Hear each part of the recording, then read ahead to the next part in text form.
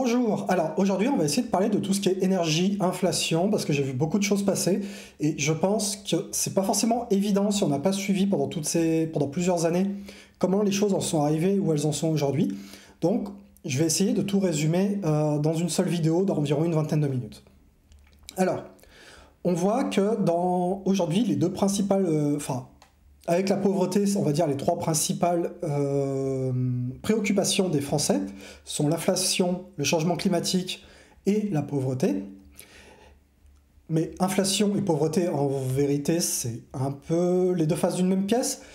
Mais c'est normal, parce que, comme le dit quelqu'un justement sur Reddit France, où ce graphique a été posté, pendant cet été, ça n'a parlé que d'inflation, que de changement climatique, avec les canicules, avec la moitié de la France qui a brûlé,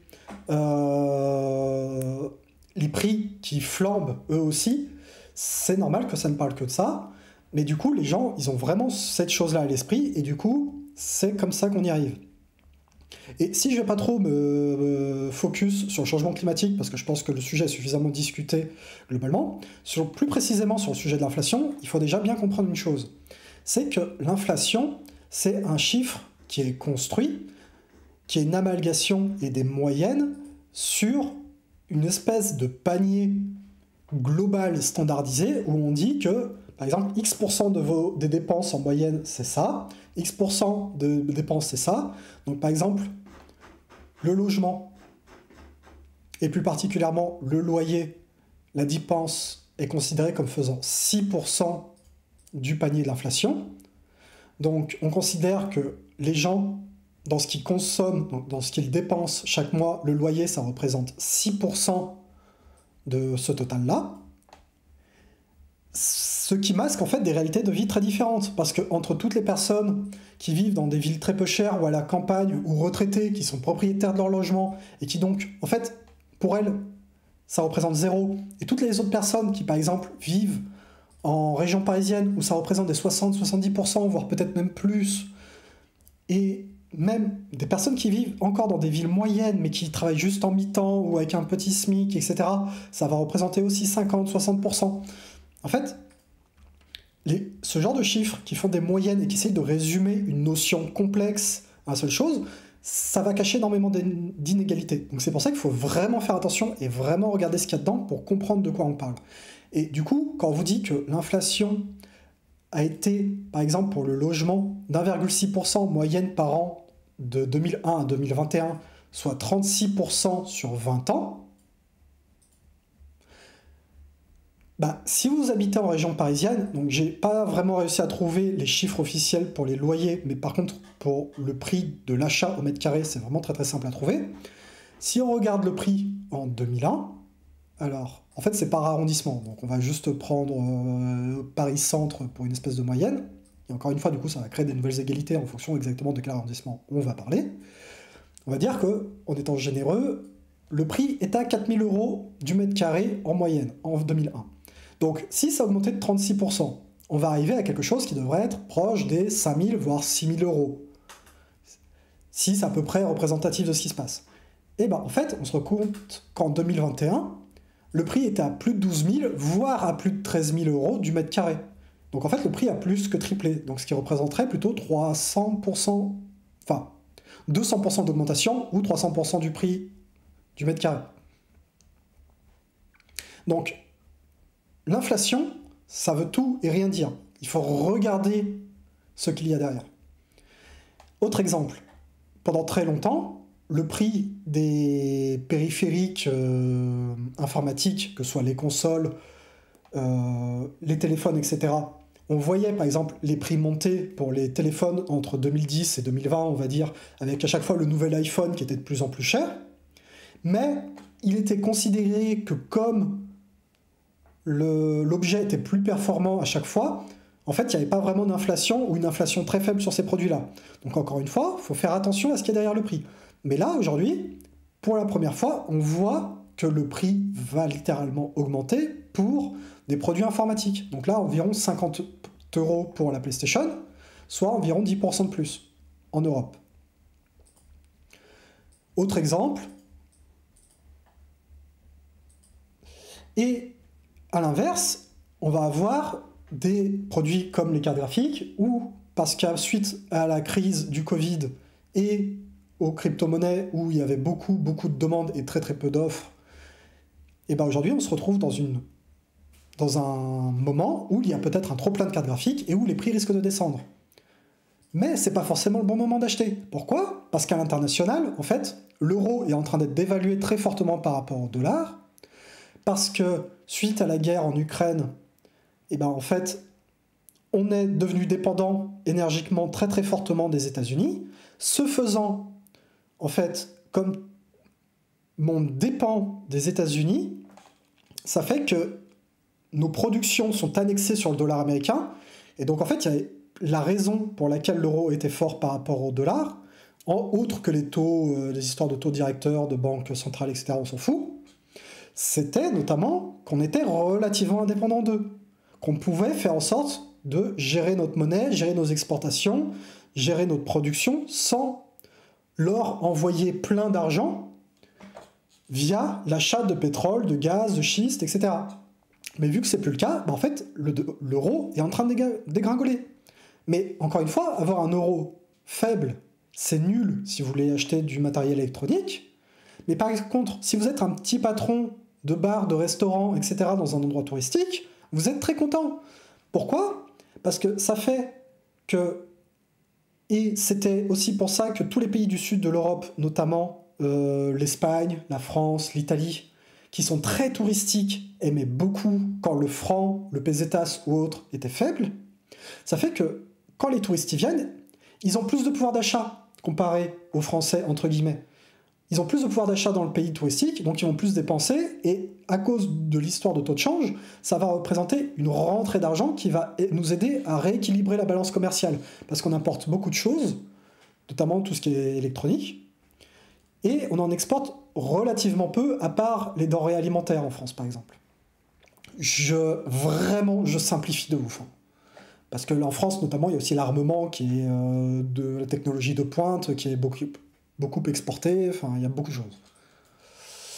Mais, du coup, ces histoires de taux de change, par exemple, sur l'électricité, pendant des années, environ, le mégawattheure était à 50 €. Et là, en fait, on voit que ça augmente de façon littéralement exponentielle. C'est-à-dire que à chaque moment, ça augmente plus vite que le moment d'avant. Et ça s'explique pas uniquement à cause des histoires de taux de change. Si vous comparez les deux courbes, on a perdu 20% de taux de change. Si l'énergie était montée de 20%, la courbe, elle se serait arrêtée là. Elle se serait arrêtée vers, au grand maximum, les 100 € du mégawattheure. Là, on est à plus de 900, voire 1500, selon les heures. Et ça, c'est tout ce qui est dû à la spéculation. Donc en fait, que ce soit les États-Unis, la Chine ou tous les autres pays du monde, tout le monde est en train de spéculer sur le prix de l'énergie en Europe à cause de notre dépendance suite à la guerre en Ukraine, qui est créée d'un point de vue énergétique. Et du coup, on voit des fils des gens très pessimistes qui vous annoncent des catastrophes avec des consommations, les prix vont multiplier par 20. Alors, pour le gaz, ça peut monter très vite, mais pour l'électricité, si vous êtes chez EDF, le tarif est relativement bloqué. Mais par exemple, en Belgique, on arrive à avoir des sujets où... Pour une famille moyenne ici en Belgique, pour se chauffer pour le gaz et pour l'électricité, pourrait être comprise entre 7 et 10 000 € par an. 7 à 10 000 € par an pour se chauffer. C'est ici aussi x3 certainement par rapport à il y a un an. Sachant qu'il y a un an, les prix avaient déjà explosé. Donc ça a plus que triplé. Et c'est d'où l'importance en fait d'avoir des boucliers... Enfin, bref, on s'en fiche. Mais pour comprendre aussi pourquoi le prix de l'énergie peut monter comme ça, en fait, il faut comprendre qu'à partir d'environ 2010, le prix de l'énergie a été mis sur le marché européen. Avant, c'était le service public français qui en avait le monopole.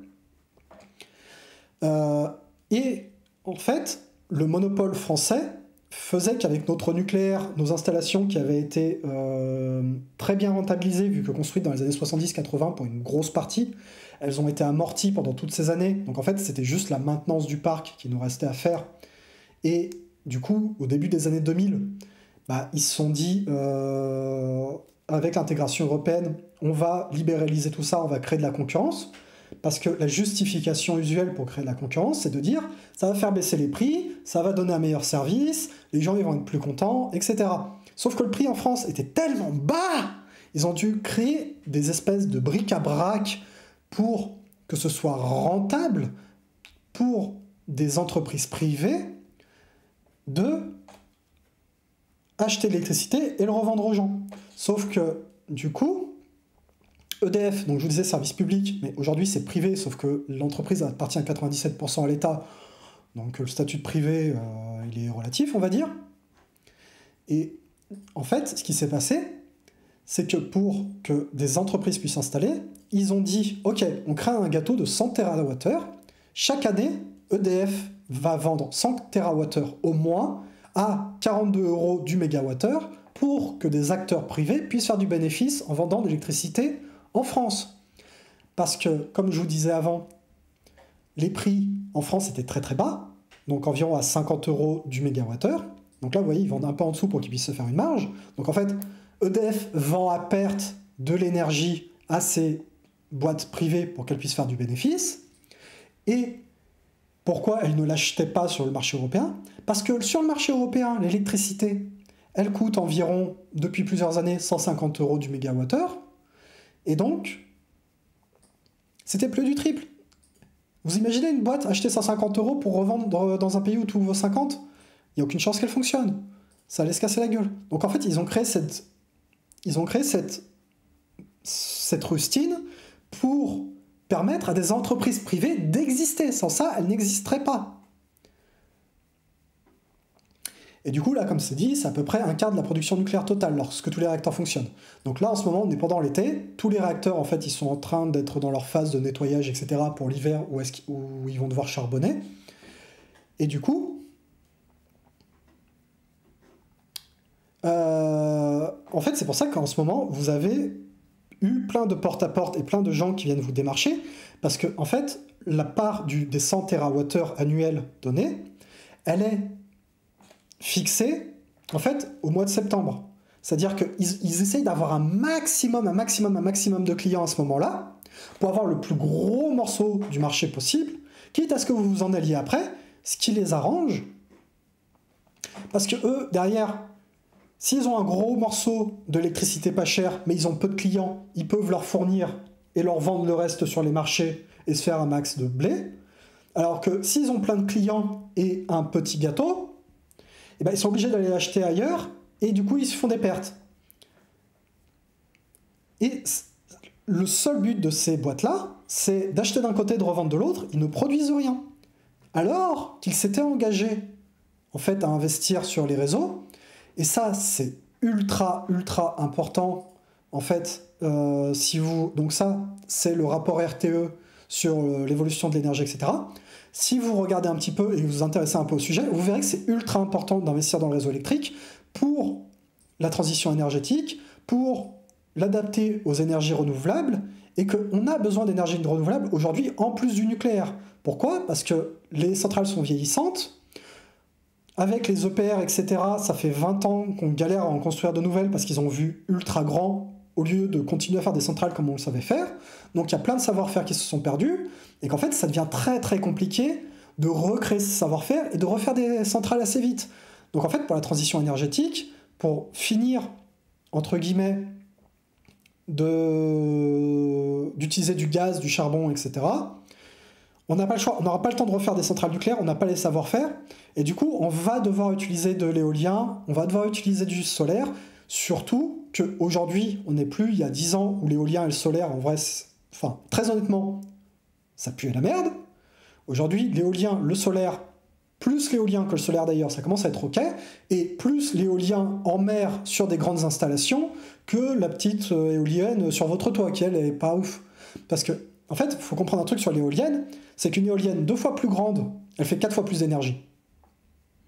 Donc, Entre une éolienne de 1 mètre et une éolienne de 100 mètres, l'éolienne de 100 mètres, elle va faire 10 000 fois plus d'énergie que 100 éoliennes de 1 mètre.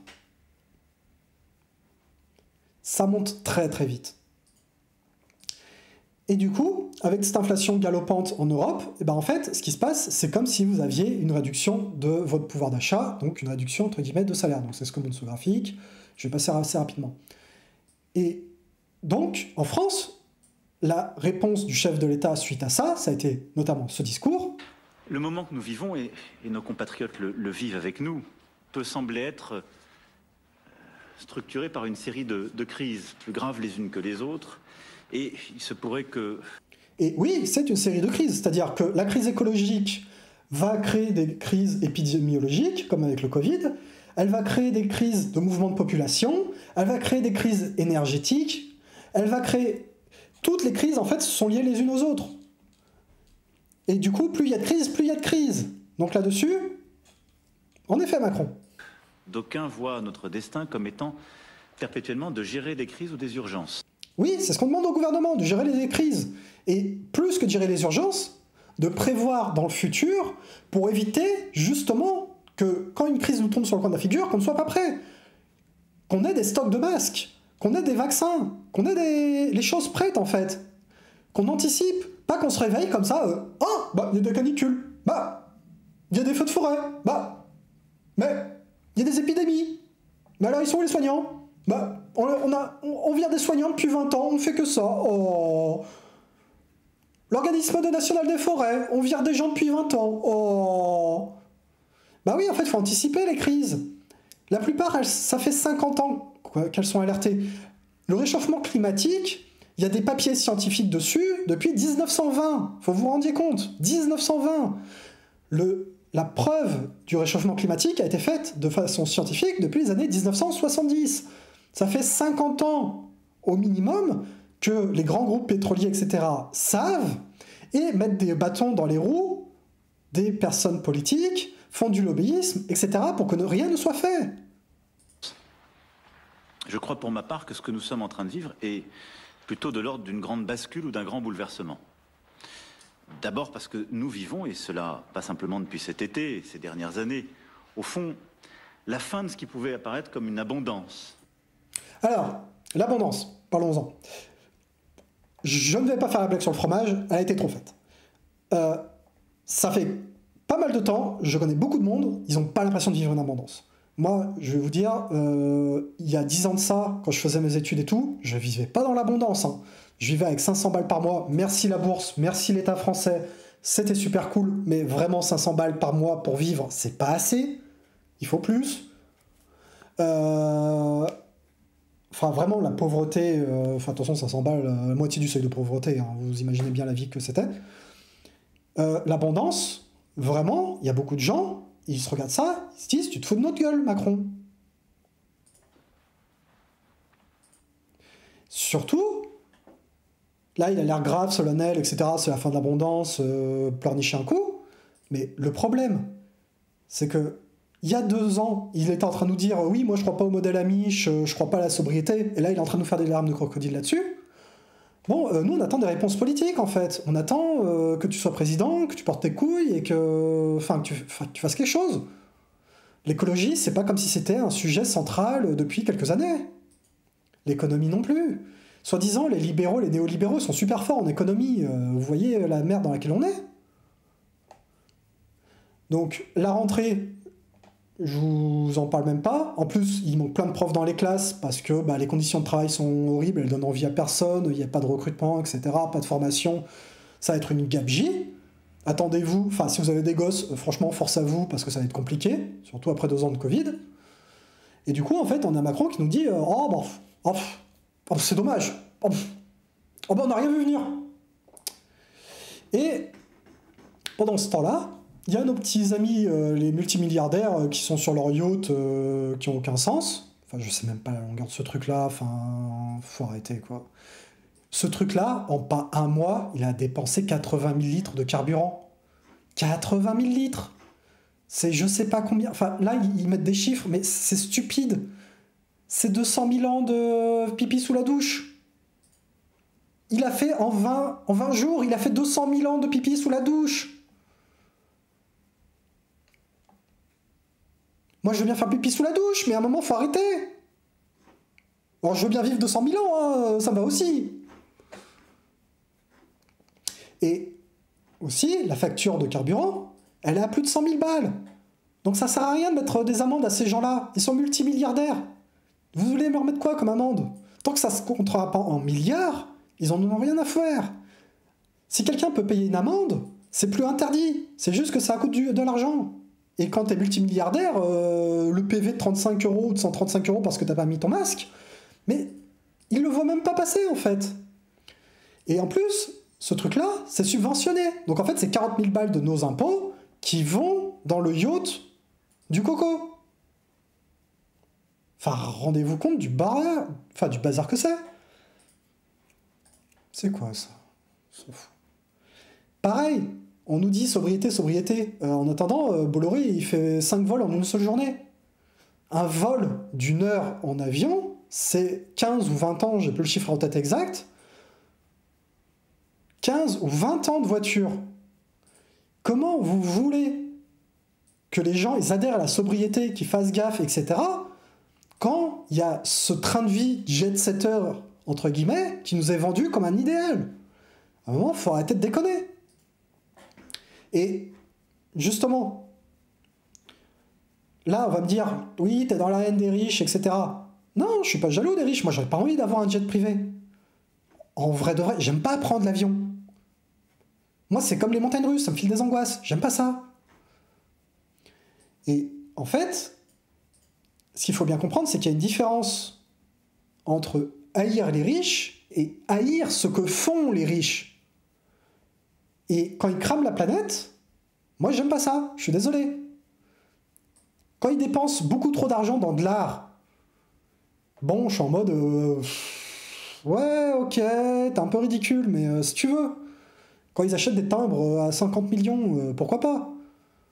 Quand ils sont en train de cramer la planète, ça m'impacte moi aussi. Et il y a un truc qu'on oublie avec les avions, etc. C'est que la pollution de l'air, c'est un truc aussi. Hein, ça tue des millions de personnes chaque année. La pollution de l'air que vous respirez chaque jour si vous habitez sous un couloir aérien ou en région parisienne, région lyonnaise ou autre proche d'un aéroport, mais même les bagnoles. La pollution de l'air, c'est chaque inspiration, vous avez des particules fines qui rentrent dans vos corps, qui réduisent votre espérance de vie, qui augmentent vos risques de cancer, etc. C'est pas pour rien qu'on dit « Ah, le bonheur de la campagne !» Parce que qu'est-ce qu'on dit pas là? On oublie le « Ah, l'air des villes, il est tout pourri !» Donc moi, quand on voit qu'il y a de plus en plus de trucs pour que dans les villes, on se déplace en vélo, on prenne les transports en commun, etc., et qu'il y ait moins de voitures, je suis globalement pour. Parce qu'on peut faire sans. Ok, la voiture, c'est plus pratique. Mais si on avait assez de transports en commun pour qu'on n'ait plus besoin de prendre la voiture, moi, ça m'irait très bien. Puis les gens en campagne, bon, là, c'est une autre histoire. Eux, ils ont besoin de la voiture, c'est plus compliqué. On peut trouver d'autres solutions. Il faut y réfléchir, demander aux gens comment se débrouiller. Mais en ville, franchement, ça va, hein, surtout en région parisienne. Et du coup, la seule réponse gouvernementale à la hausse des prix de ouf, c'est de dire « Ah, vous touchez la CAF, on va vous verser 100 €. 100 €, ça va même pas compenser la moitié de l'augmentation du gaz et de l'électricité cet hiver.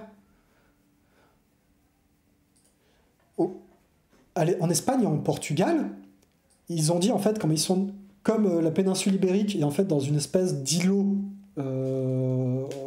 énergétiques qui sont raccordés qu'à la France, et que notamment ça fait des années que la France en fait est en retard sur les travaux et les fait pas pour raccorder l'Espagne et le Portugal au reste du marché d'électricité européen. Et bah eux, ils ont pu dire non, on s'en fiche, on se déconnecte et on fixe le prix maximum de notre énergie. Luxe qu'a pas la France, parce que la France, c'est un des nœuds principaux du réseau, et on est très content de vendre notre électricité à ce prix-là, quand il y a les centrales nucléaires qui tournent à fond les ballons, et qu'on produit pour environ 50 € et qu'on le vend 600. Parce que l'inflation, ça touche tous les pays d'Europe. Et pourquoi ça touche tous les pays d'Europe, voire même le Royaume-Uni? Le Royaume-Uni, en fait, là, ils sont en train de discuter une augmentation de 80% du prix plafonné, ce qui concerne 22 millions de ménages, donc environ à la louche 40 ou peut-être 50 millions de personnes. Eux, ils ont entendu ça. Depuis, au Royaume-Uni, en ce moment, il y a des grèves tout le temps, partout. Ils sont en train de gilets jauner à Bâle. Et pourquoi ? Et surtout, pourquoi c'est impressionnant au Royaume-Uni ? Parce que ça fait 30 ou 40 ans qu'au Royaume-Uni, le mouvement ouvrier et de grève a été vraiment mis 6 pieds sous terre. Parce que suite à Thatcher, les épisodes où ils ont tiré dans la foule sur les grévistes, etc., le Royaume-Uni, le mouvement gréviste et les protestations sociales ont été matés dans le sang. Et là, en fait, on est en train de voir un revival de ça. Dans d'autres pays, justement, ils sont en train d'acheter du lest, notamment les États-Unis, où ils ont donné $10 000 à toute personne. $10 000, hein. Donc, les États-Unis, c'est peut-être la première puissance mondiale, mais la France, on est la 7e ou la 8e. C'est pas non plus... On pèse, en fait, que ce soit dans l'Europe. Parce que ça aussi, le mythe de dire « Oui, c'est la faute à l'Europe et tout ». Mais la France, c'est la 2e puissance de l'Europe. On pèse de ouf dans l'Europe. Si on voulait vraiment que ce soit différent, ça serait différent. Et du coup, la dette moyenne, donc là encore une fois, c'est beaucoup d'inégalités, donc la dette, ça peut être plusieurs centaines de milliers pour certains, ou ça peut être juste un petit restant de 4-5 000 qui reste par là. Mais même les gens qui avaient fini de rembourser leur dette, leur ont filé $10 000. Et la moyenne, c'est 30 000.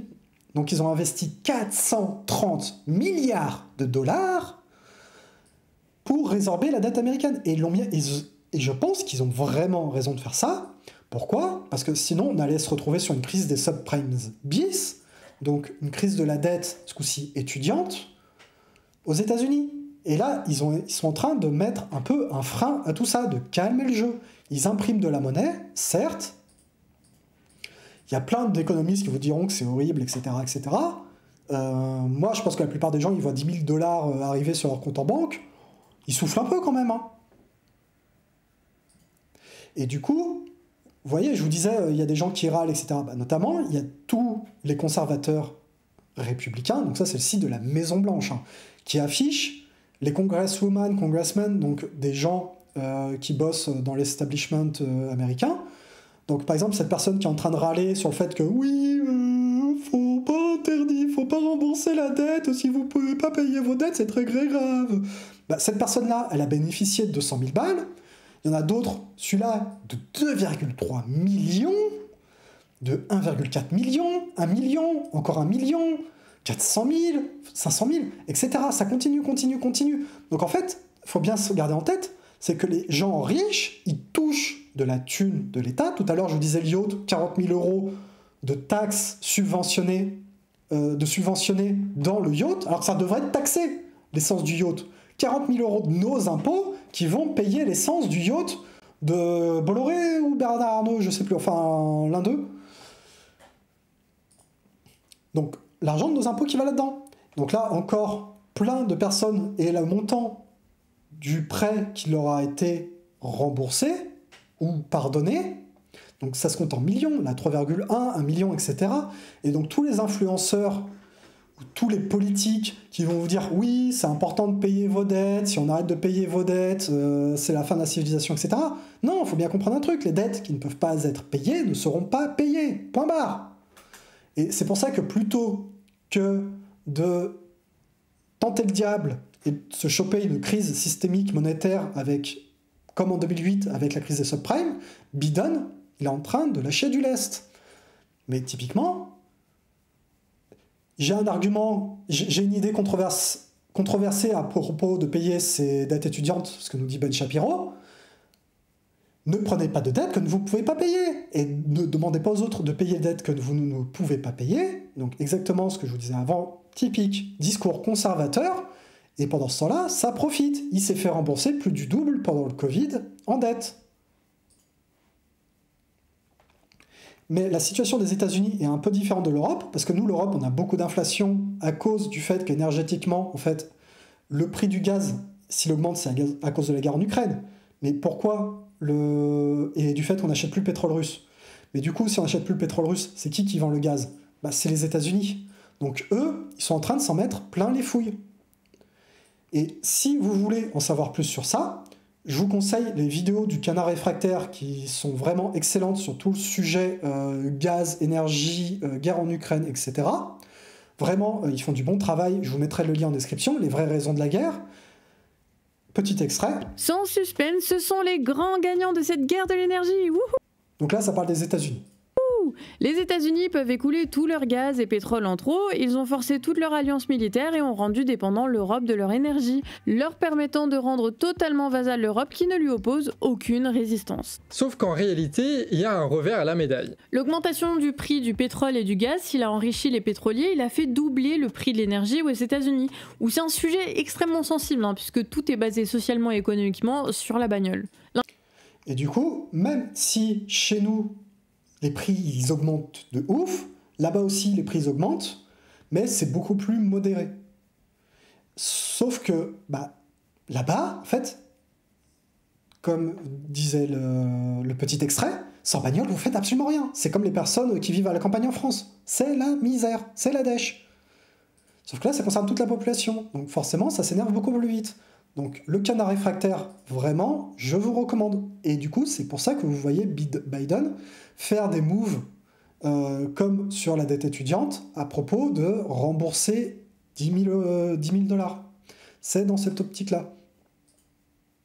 Du coup, abonnez-vous, la cloche, pouce bleu, etc., etc., etc. Et je vous dis peut-être à une prochaine fois.